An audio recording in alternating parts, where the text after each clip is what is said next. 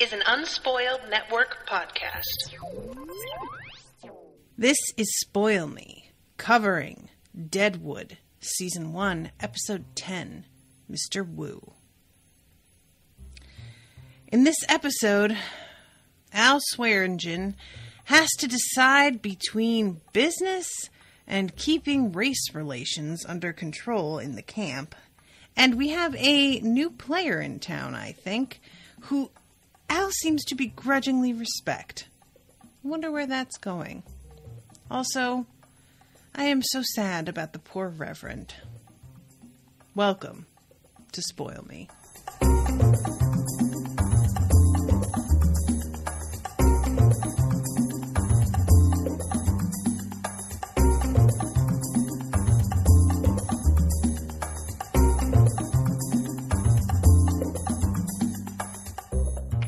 Welcome to the show, everybody. I am Natasha. Many thanks to Patrick for commissioning all of these Deadwood episodes. I am into this episode. There is a lot about this that I felt was really... This show in general, you know, there was a point at which... I believe Patrick sent me an email saying, like, around episode 4 is when you really get a sense of what the show is trying to say. And I didn't really understand what he meant by that. You know, what the show is trying to say. Because when I got to episode 4, since I had been sort of warned about that, I was kind of looking for it. And I didn't really feel like I had a better grasp of that point than I did before after watching that episode. And I sort of kept my eye out the last few as well to see if there was something that came up that was more significant in later episodes than I had given it credit for in the first place.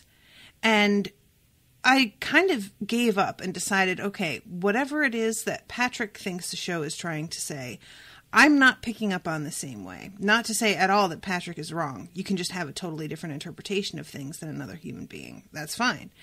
But I was surprised that it seemed so clear to him, and it wasn't clear that way to me, because I'm a pretty perceptive person, and oftentimes when someone says something like that, I'll find myself either figuring out what it is they mean, or I will make up something that I think is what they mean. And I'll turn out to be entirely wrong, but I'll convince myself that because they gave me a clue, I've figured it out.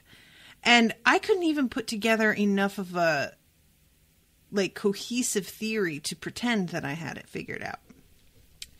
This episode, though, I'm not saying that I have it figured out, but this episode proved to me that this show is a lot more interested in doing more uncomfortable, daring things. And when I say daring, I mean the kind of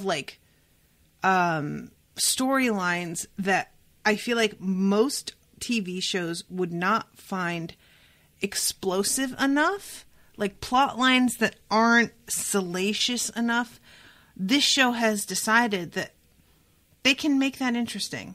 That they trust not only the scriptwriters, but the actors to be able to deliver a kind of, in some ways, quiet story and performance that is riveting enough that you care, even when you're most studios, I think, would be a little bit worried that it wasn't enough.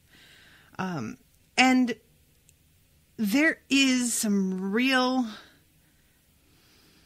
This is one of those things that I feel like because I am a white presenting woman, that I am not going to have the qualifications to comment on the depiction of the Asian community in this show. You know, I don't have any idea how the Asian community would feel about this. If they would feel it's at all accurate, if it's just undercutting who they feel like they are, if there are too many stereotypes involved. I don't want to make a real comment about that, because while I do feel like I have a pretty decent handle on racism regarding Black people in America, when it comes to other like creeds and races and belief systems, I don't have the kind of handle on it that I do with the Black community. Like, you know, when it comes to the Asian community, the Jewish community, for example, there are things that go right over my head. I mean, those of you who listen to the Harry Potter show know that there was a moment where Rashawn was really concerned about some stereotypes regarding the goblins and feeling like it was an anti-Semitic thing.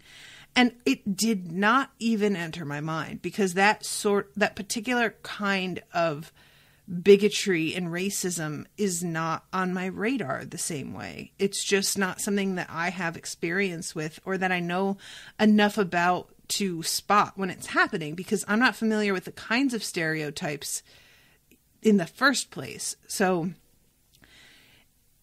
I just want to put that out there right out of the gate, because I had said a few episodes ago that I was interested in finding out more about Mr. Wu. And this episode, because it's named Mr. Wu, of course I'm assuming, oh, we're going to get some POV from him probably, right? I'm thinking maybe we'll find out more about him and get, like, you know, not necessarily like backstory on him, but at least maybe see the camp through his eyes. Maybe we'll have some like subtitles going on so that we can actually understand him and get a better sense of the way that he sees this camp and how he sees his relationship with Al, and how like what he's trying to build here himself. But the episode is named Mr. Wu not because we get to understand him more as a person, so much as that we get to understand his function in the camp more, and understand his importance to Al in particular more, which is a really like kind of problematic thing. And I don't say this in terms of the show itself being problematic. I mean that this is a really tricky line, because it feels like the show wants to leave Mr. Wu in a place of, in the place for the viewer that he occupies for the people in the camp who are white. They want him to remain there functioning as a plot device, but they don't want us too concerned about what's happening with him. They don't want us to understand him, and I mean that in the most basic sense. And they don't want us to like ask too many questions about him. And I can't decide if that's a good thing or not. I can't decide if that's useful or not. I can't decide if it needs to be. This is the kind of thing where, you know, there's a lot of dumbass people out there who talk about how we have to stop having diversity for the sake of it and like shoehorn it into the story where it doesn't belong. And most of the time that kind of talk is garbage. Like it's just somebody who wants to see only white people in movies and TV, and they get very like uncomfortable at the presentation of anybody who isn't white. In this sense, when I'm saying, you know, does it need to be there? Are they like the show is not obligated to send a message to the viewers. You know, like that's not a requirement. We often admire when shows do that. But I'm just wondering how this is going to be handled in future, and whether or not I like the inclusion of Mr. Wu as a character the way that they have done it. So I just want to put that out there and say that I'm really like sitting on the fence in that regard right now. Because what I do like about the way that they've handled him is that they are showing us exactly the truth in terms of his social standing, and not pretending that anybody in this camp is going to be, you know, there's a temptation to think like, well, we like, for example, Seth Bullock. So let's show Seth Bullock being really kind to this guy to reassure us that the character that we like is not, in fact, racist. But the fact of the matter is that Seth is racist. Like, there's just simply no getting around it. Seth is probably better in terms of the way that he treats everyone, and is probably, like, you know, sees them as more of a fully developed person than others in the camp would. But we want to reassure ourselves of things that just aren't true because we want to like somebody by the standards that we have today versus the standards that were held for a good person in that era.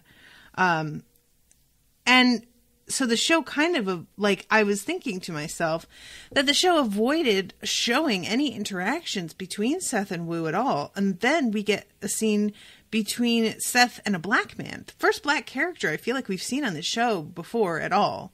But like, Seth is not happy, but he's, like, in a bad mood in general. So when he's talking to this guy, he's rude. But then later he talks to Saul and admits that he, like, feels bad about it, that he was rude to this person for reasons that were not their fault, that they didn't deserve.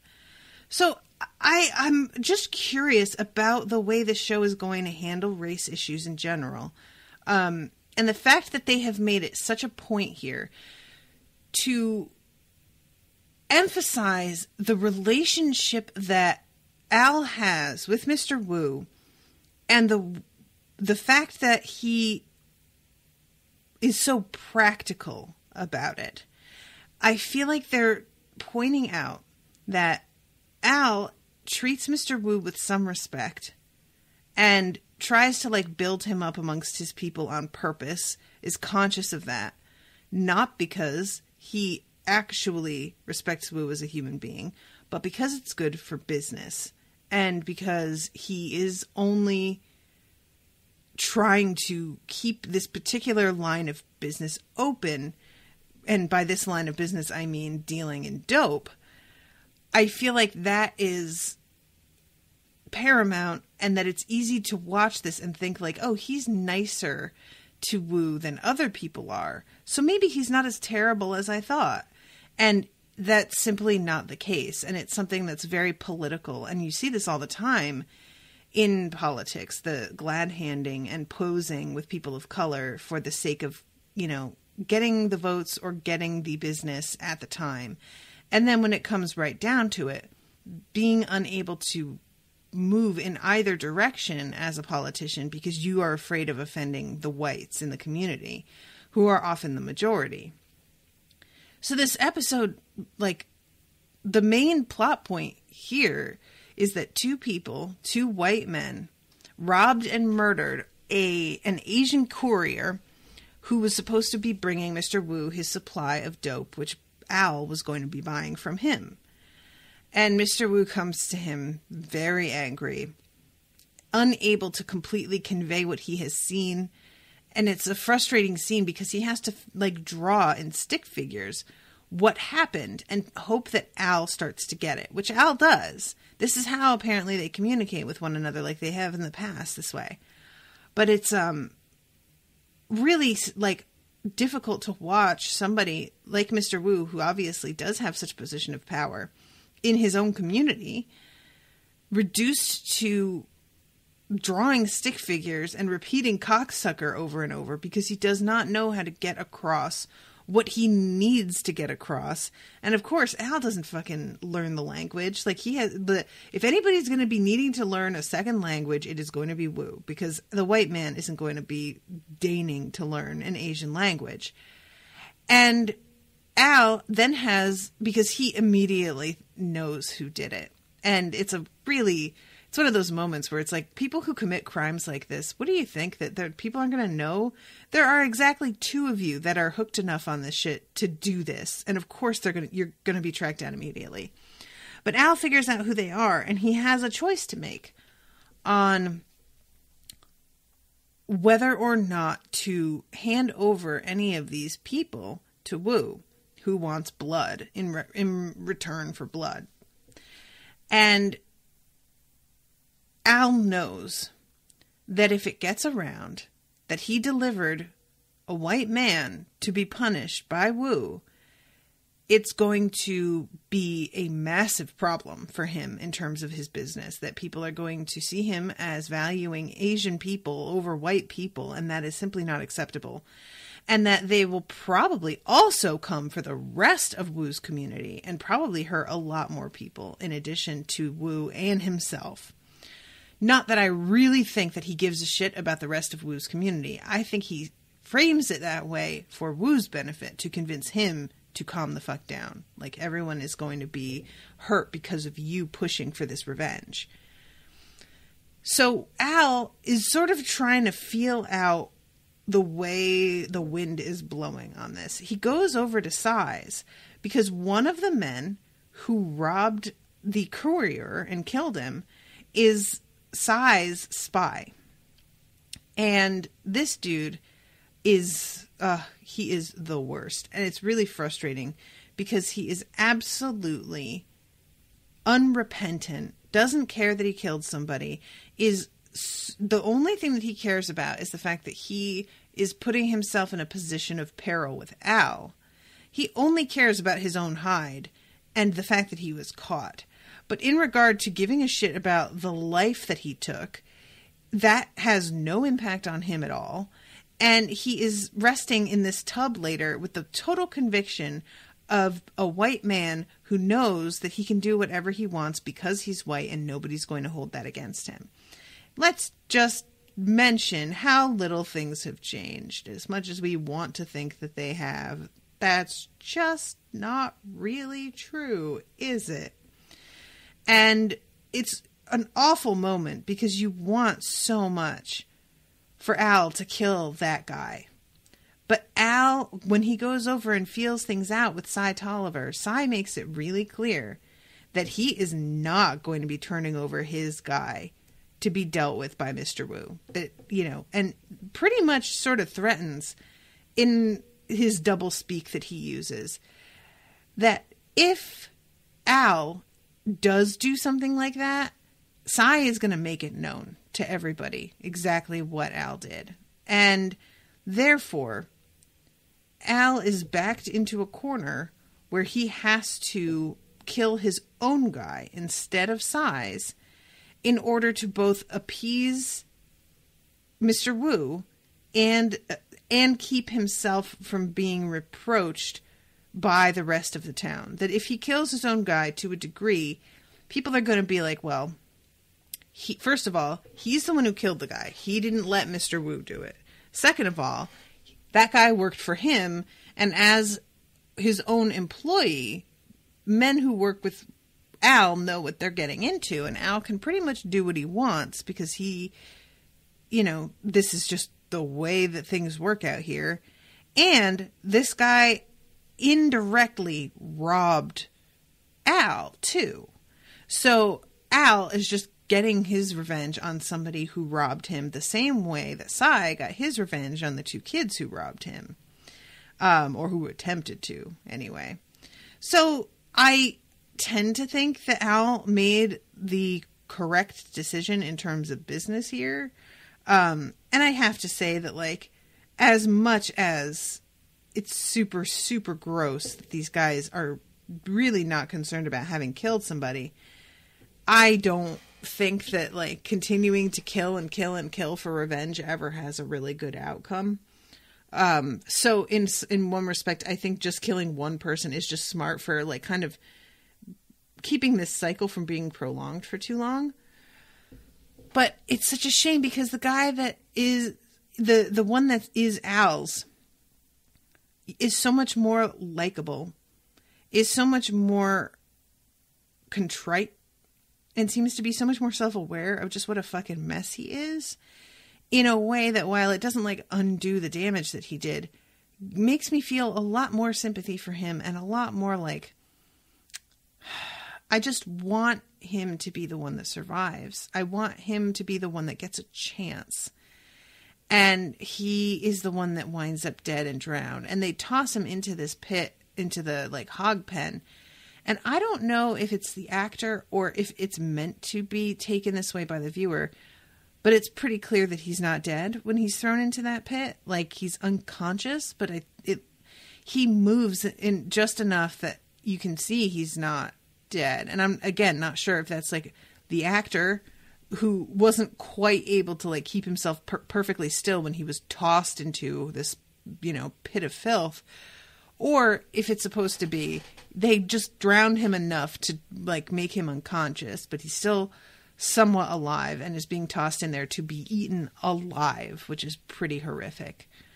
But I just felt such sympathy for this guy, despite him being a murderer. Like, he's so, like, I don't want to say sorry. Sorry feels like he regrets murdering this dude, and he never really seems to regret that. It's more of an all-consuming regret of just, I can't believe that my life has gotten to this place. I can't believe that I'm such an addict that I would be willing to do something so stupid and dangerous. And I have done nothing but fuck my own life up my entire life. And I just wish that I could get it together, and I just can't seem to do it. And that is such a relatable place to be, and the other dude is just such a fucking douchebag that by comparison, practically anybody is going to seem more tolerable. So there's that too, and in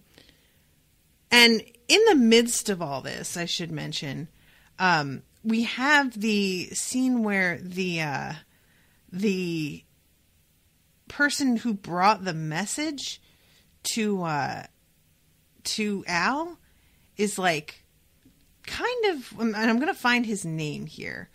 But he is giving the impression of a competent human being. He has this sort of vibe to him. Silas. That's his name. Silas.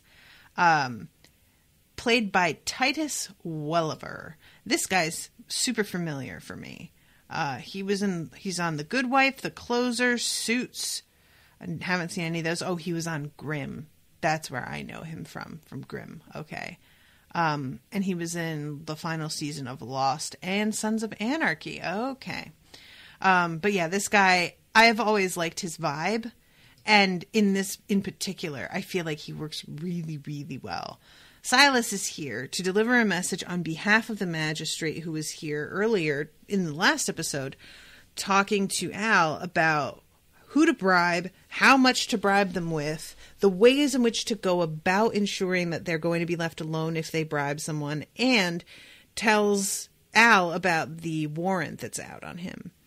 And Al, of course, gets this message, I think assuming that after he pays this money, it's going to make everything go away. And when he gets this message from Silas, he flips out, first of all, and like screams at him like, you motherless son of a whore, or something like that. And it turns out that this warrant for his arrest is not done. It's not gone. It hasn't been disappeared. Which I don't really know why he thought that was what was going to happen.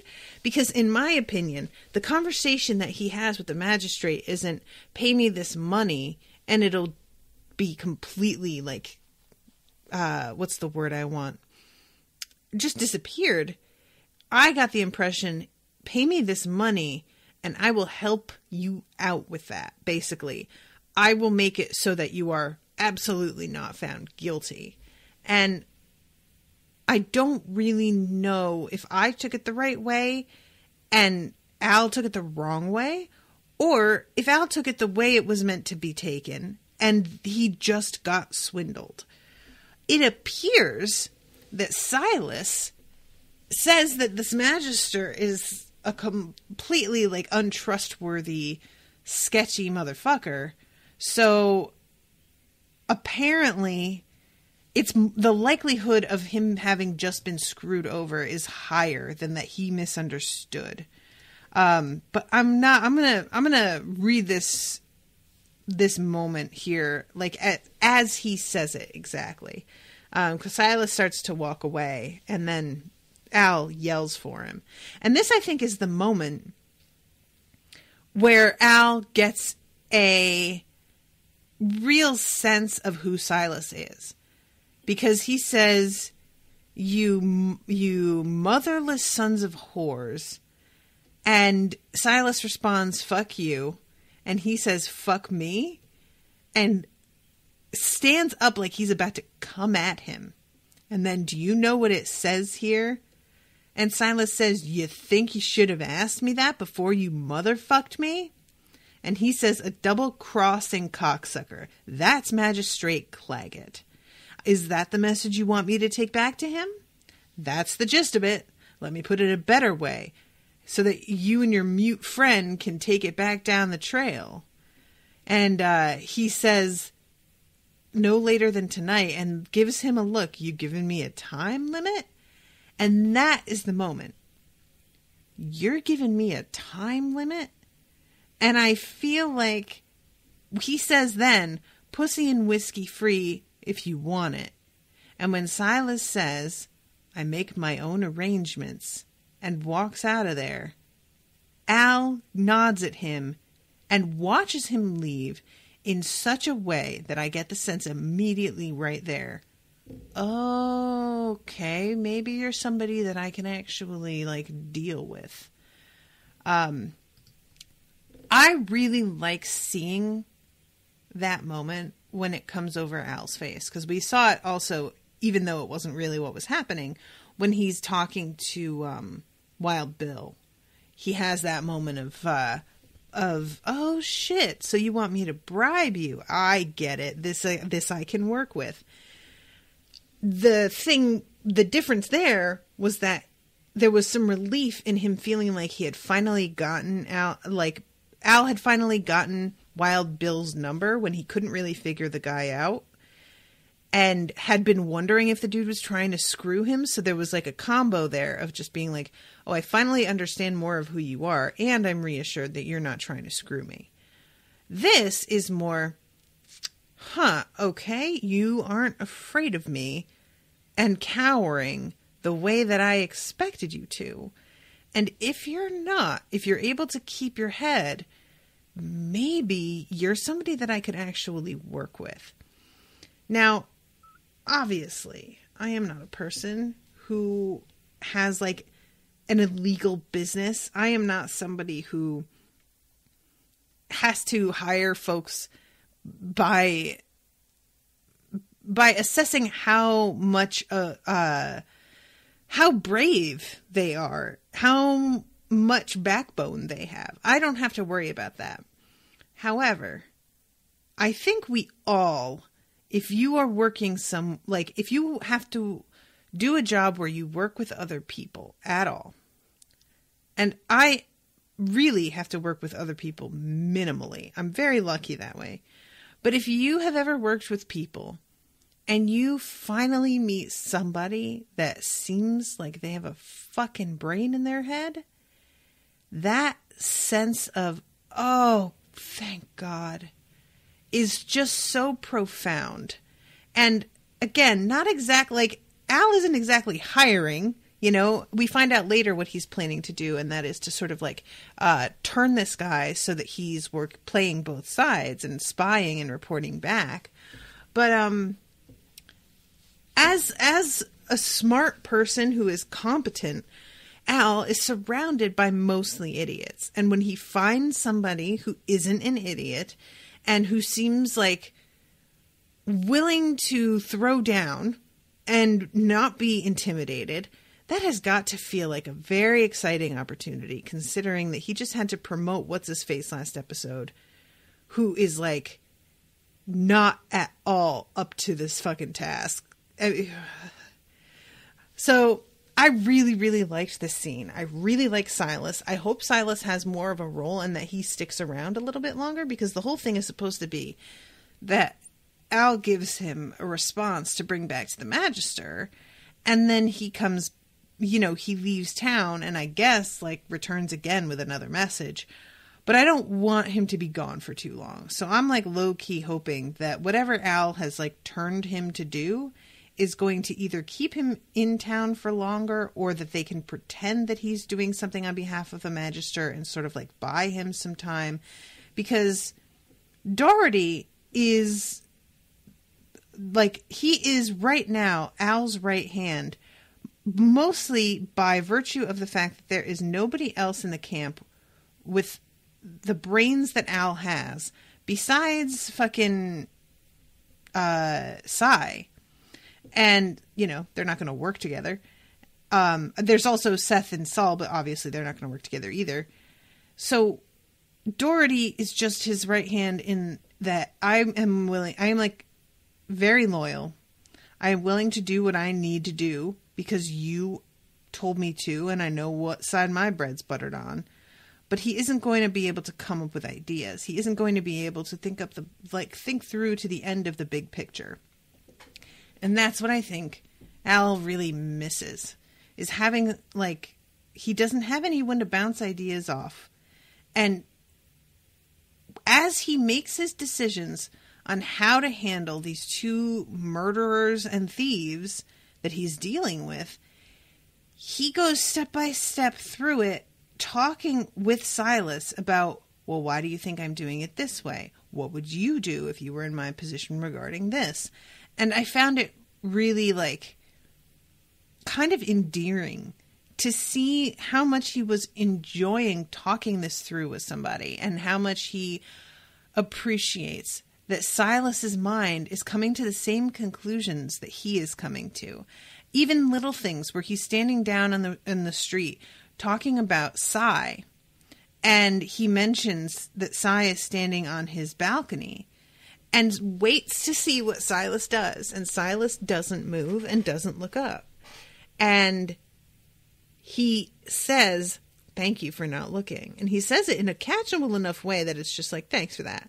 But this was obviously a tiny test. This was obviously a moment of him being like, let's see how this guy handles himself. And if I can tell him something and not explicitly say, don't look, and wind up with somebody who knows how to handle himself without being directed every step of the way. And he doesn't look up, and just like Al's quiet jubilation, I feel like you can feel it in that moment, you know? So yeah, there's just a lot of moments like that here. And as somebody who values competence, probably to a point that is not good or smart, I freely admit that I am somebody, like, in terms of characters on television, this is certainly true.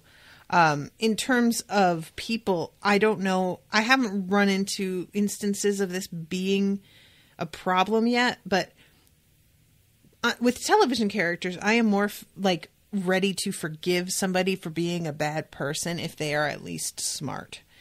When it comes to in person, I don't feel like I've run into anybody that I felt like was competent but not a good person in my workplaces.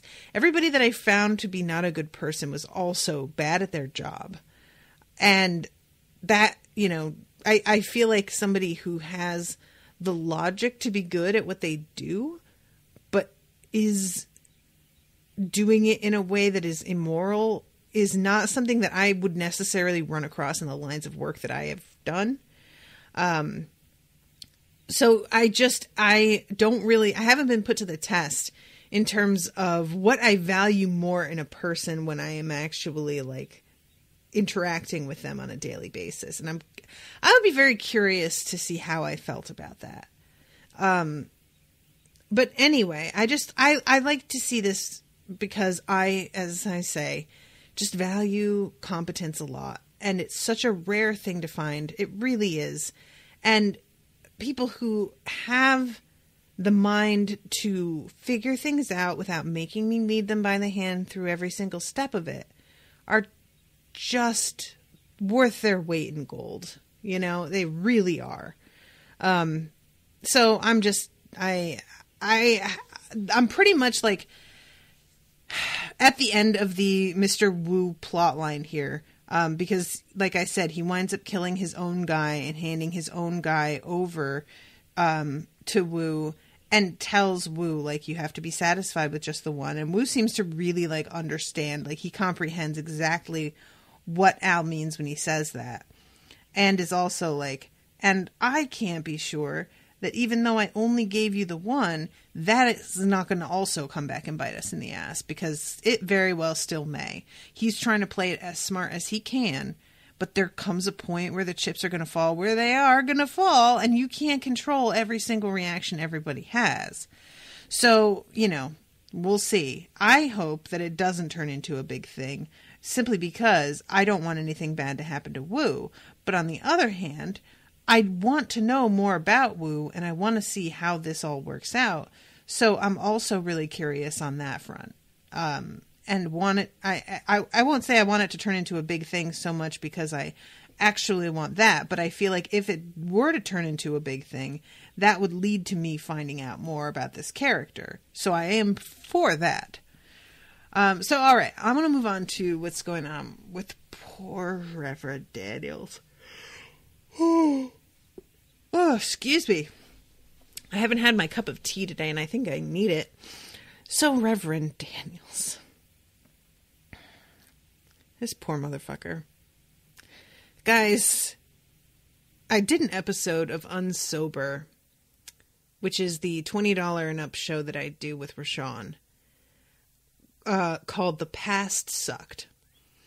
And it was all about the various things that we used to do historically that were terrible. And this fell under many different things. There was, you know, the additives that we would put in food, the, like, how slow things were to be repaired or to change or to be updated. Medicine being really terrible and dangerous in a way that's even more dangerous than now. And it's plenty dangerous now too. And also, you know, basic like creature comforts and how hard they were to come by, and things like fabrics being really rough and scratchy and expensive, and only having like one dress that you'd have to wear every single day, and how like worn out and stinky it probably got. All of this stuff.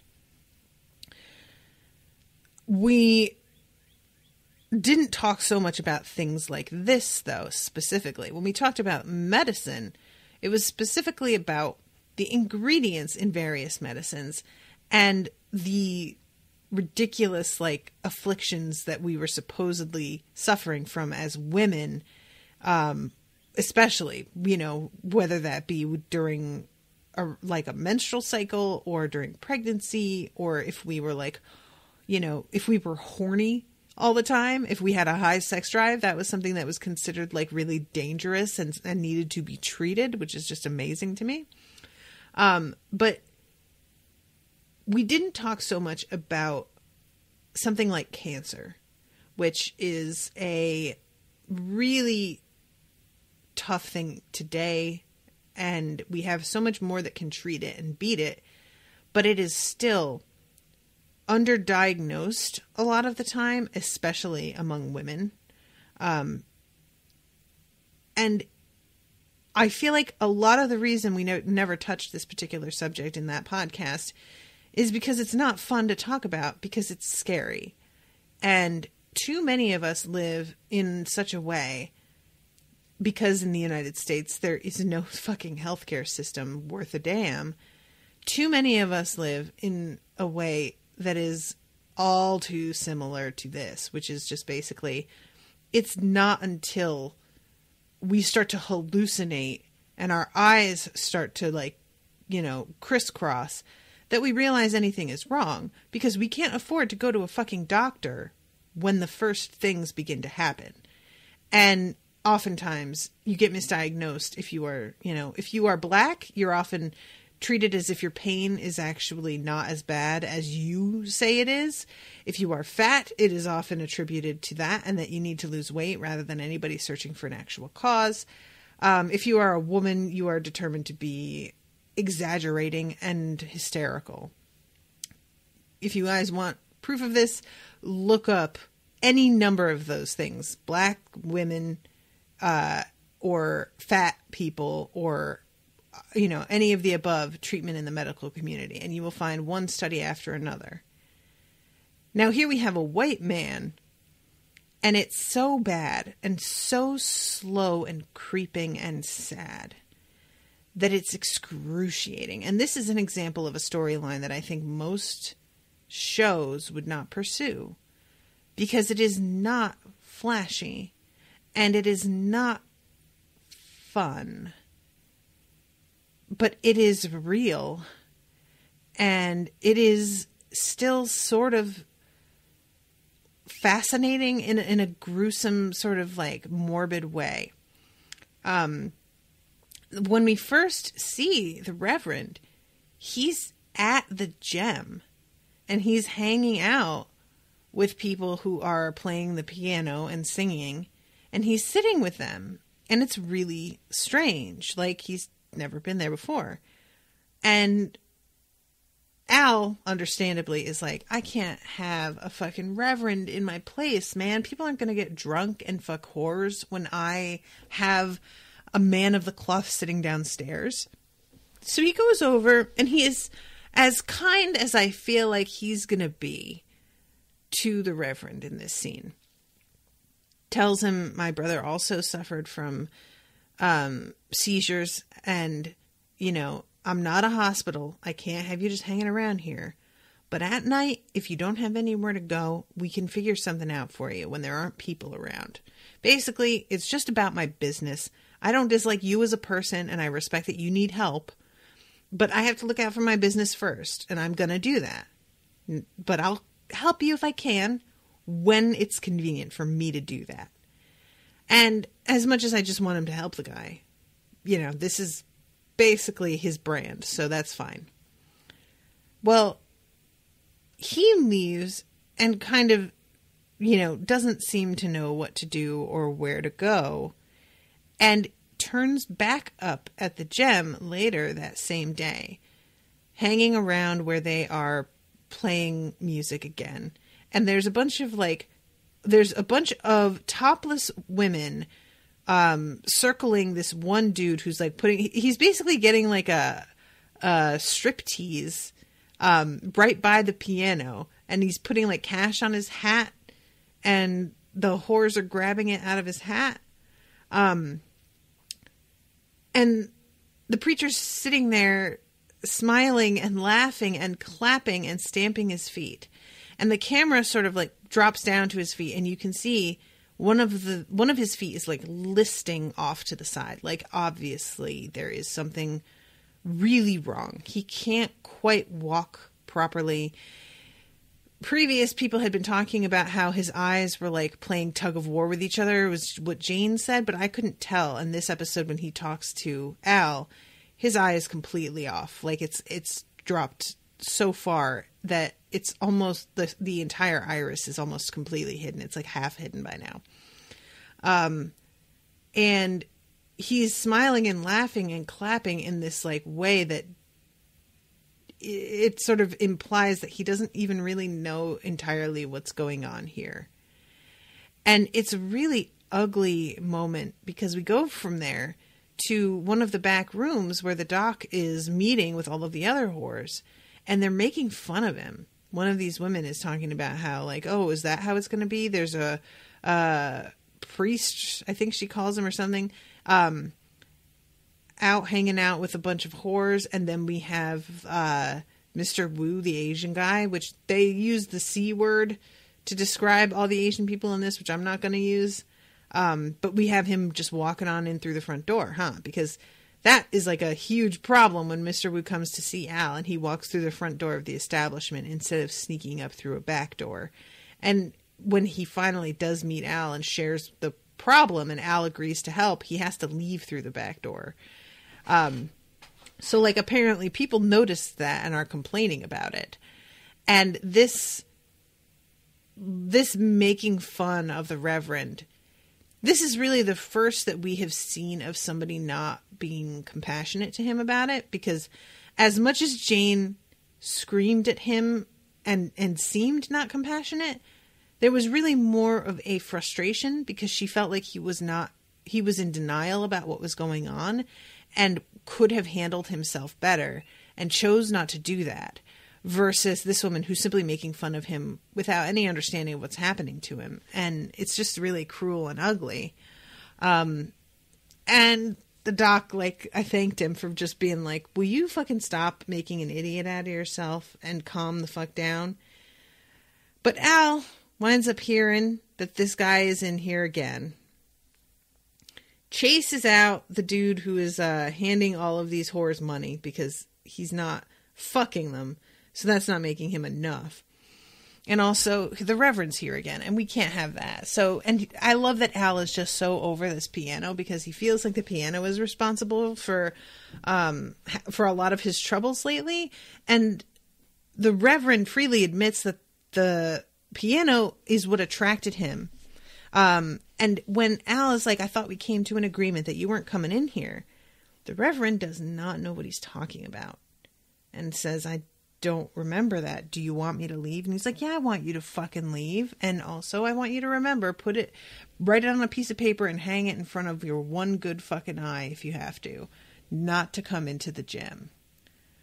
And this moment of him really not remembering that he agreed to this was not only really sad, but it worries me because he is gonna forget and wind up back in there again. It's just, I feel like it's just a matter of time and I don't know what can be done. And the Reverend goes and speaks to Seth and Saul. And it's like one of the more heartbreaking scenes. I'm just like getting emotional thinking about it because this is a really specific situation. I'm not sure. Do you call it mental illness when it's the result of a tumor, instead of it being like the result of a chronic like chemical imbalance? I feel like it's probably not called mental illness, but it's definitely something like hallucinations. The Reverend comes in and says to Saul and to Seth, I was here when the gentleman who built this shop only had a tent, and I watched over their belongings to ensure that nobody would steal. And they're like, yeah, we know that. Like, not quite sure where he's going with this.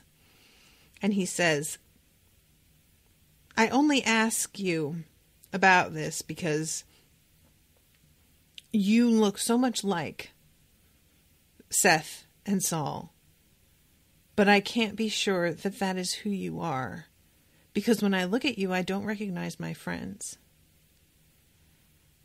And I think that you are devils. But then I think that you're not. Of course you're not, because you look so much like my friends. And then I think maybe devils would look like my friends. Maybe that's exactly the form that they would take.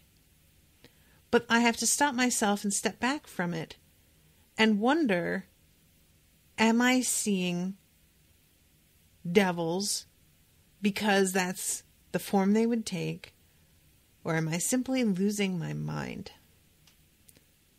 And this like kind of desperation behind his trying to be calm and kind to them as he says all this is so fucking heartbreaking. Like, his acting in that scene is so good. And the fear, And Seth says something like, you're with friends. It's okay. And he says, yes, I see that now. I feel that now. And he says that, and there is a look of relief in his eyes. But it's not entire. He is not completely convinced. He wants to believe, and he must believe something, and that is the easier thing to believe. So he's going to go with that, but he's not really sure. And that is fucking awful. That's so awful. And finally, Seth and Saul are both like, why don't we walk you on back to your tent? And he says, an evening stroll with friends. I would greatly enjoy that. And it's so... He's trying to sort of roll back what he said a little bit, I feel like. Because when they say, like, no, we are your friends. And he's like, I feel that now. You are my friends, and I suffer afflictions much like the ones we all suffer. Like, again, he's trying to sort of minimize what he's experiencing. And instead of being like, well, I'm really glad that we've got that part figured out. Obviously, I'm dealing with some pretty big shit, though. It's almost like by them ensuring that he knows they're friends, he thinks that he has to then lie to them about what he's going through. Like, he has embarrassed himself enough already by explaining to them his concerns about what they are. And now he wants to pretend it never happened and be like, oh, well, I said all of that, but if you say that you're my friends, then, I'm not hallucinating. Everything's fine. I'm just having a bad time. I'm just a little sick. It's no big deal. And Reverend, dude, I just feel so bad for him in this whole thing. Like, it's just brutal. And I'm not looking forward to seeing him continue to disintegrate and degrade. But also, I feel the way that he is treated by everyone is also really revealing a lot about his personal character. And I find that to be very interesting. So I kind of like him as device in that way. I do want to talk about Hostetler, played by Richard Grant. Let's see. He was in Rocky V. That's what I know him from. I just watched Rocky V like 2 weeks ago. This dude is trying to sell a claim. And he is being a little, I don't want to say pushy about it because I don't really even think that he is being pushy about it.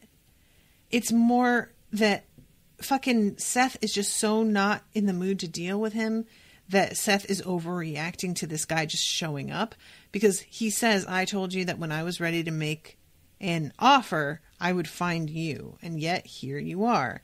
And you can see at the instant, he comes in, I've got other interested in my property. And Seth said, I'm here to give you an opportunity to make a better offer. Well, how much time do you need? I don't know, Hot Settler. I said when I was ready, I would come by to you. You don't want to rush me. I was giving you first opportunity. No one is rushing you. And Seth just says, all right, and doesn't even look at him. And he says, if the other interested parties make a better offer, I'm gonna take it. And Seth just says, all right, Hot Settler, and just says that and leaves it. And obviously this dude is offended by this.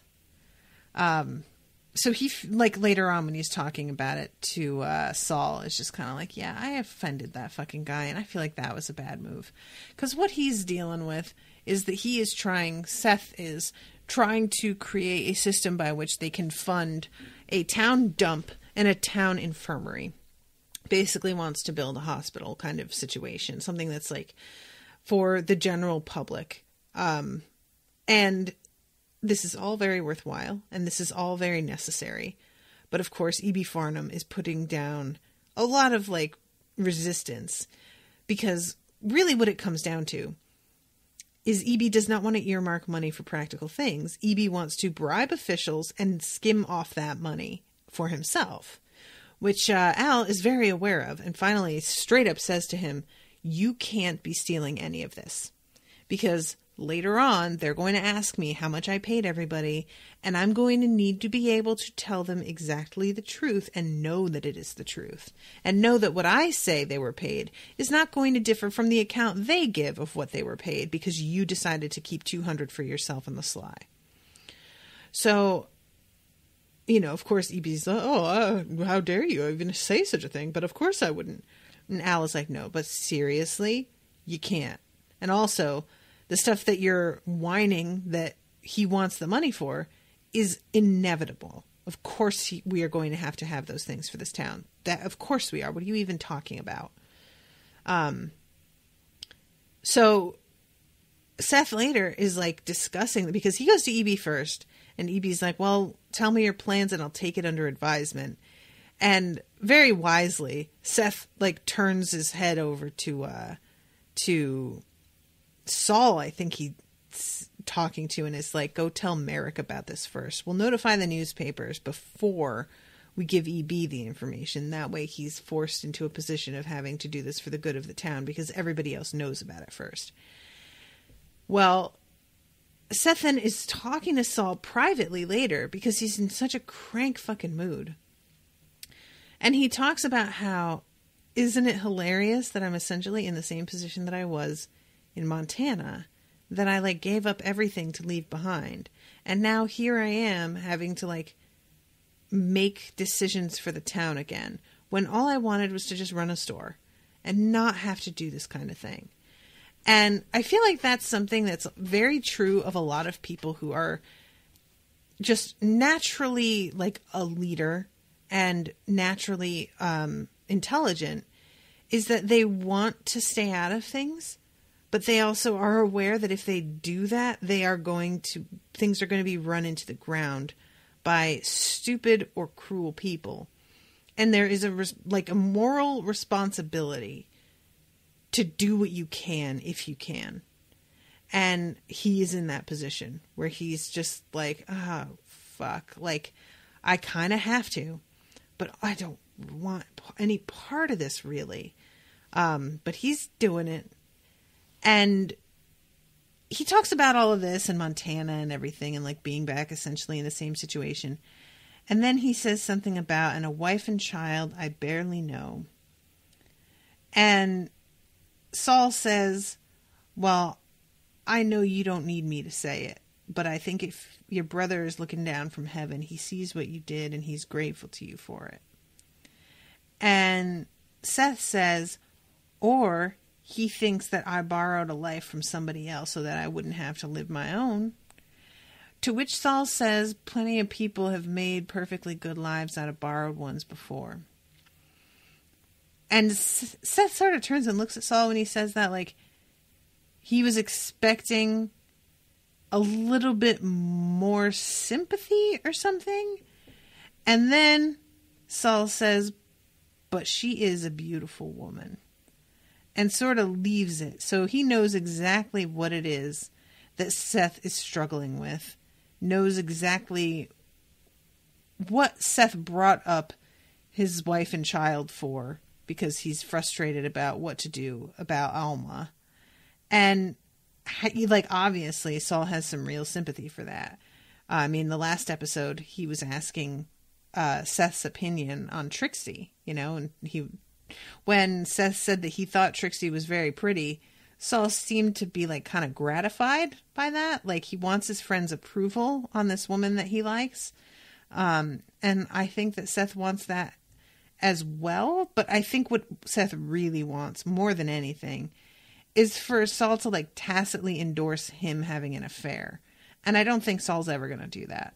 I don't think Saul will necessarily judge him too harshly for it if he did, but I don't think he's ever going to give his blessing. And yeah, other than that, there's only one tiny little scene between Joni and Eddie. Joni has a really adorable thing. The restaurant that EB runs is like overrun. It's way too crowded. And there's a cute thing where Merrick wants to like start a walking club called the Ambulators, and everyone else is like, dude, we can just be friends. We don't need to have a club, you weirdo. He is just sort of a nerd. But I really like Merrick, to be honest. I really do. But Joni is there, and she kind of hails down, she kind of hails down Charlie Utter and pretends that she's been waiting for him so that he can have a seat at a table for breakfast when everybody else is waiting, and like jump the line a little bit. And then later on, she sees Eddie and tells him that she wants her own place, but she doesn't want to have to depend on Cy for the money. And Eddie says that he can front her the money, to which she replies, "You don't have it. What are you even talking about?" And Eddie says, "I will, because I'm going to rob Cy." And she says, "You can't do that. He's going to know." And he asks her to check what time it is. And she goes to grab her watch and it's gone. And he puts her watch on the table and is like, "No, he won't know."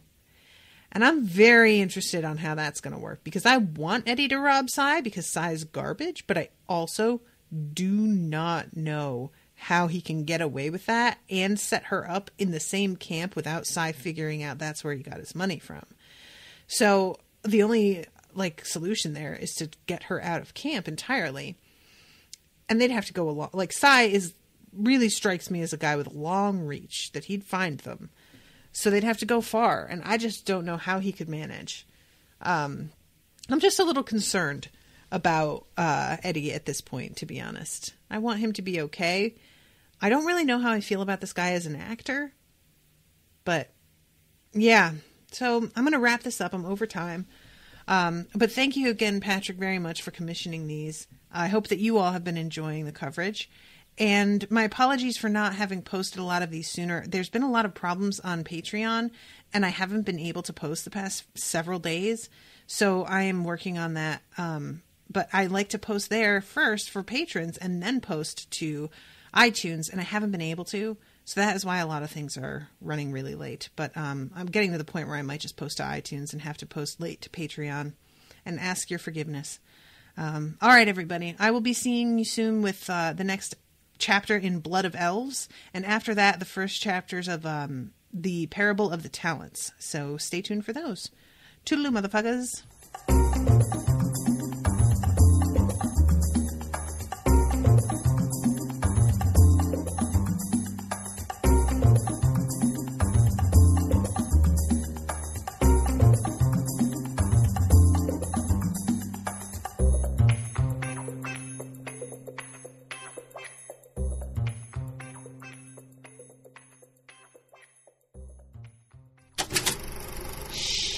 That was an Unspoiled Network podcast.